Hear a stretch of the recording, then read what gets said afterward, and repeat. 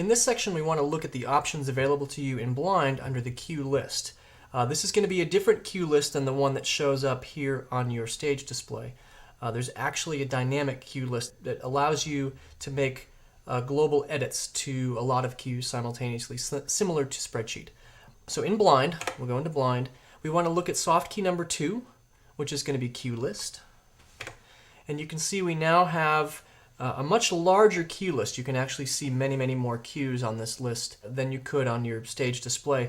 What's nice about this list as well is that you can actually go in and select multiple cues and make timing changes or wait or link or follow or any of those changes right here in the cue list. So it's actually kind of a nice thing to be able to do. So for instance, if I wanted to change the timing on cues 10 through 12, I hit cues 10 through 12, time, and I can change them all to time 3.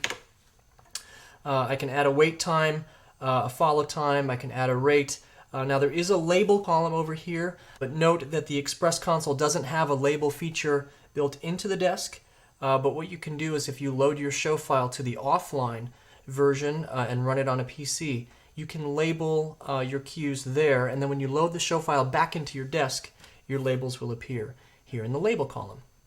And this list, of course, isn't just for cues. I could go into sub, and I see my in Blind sub, and I could see a sub list.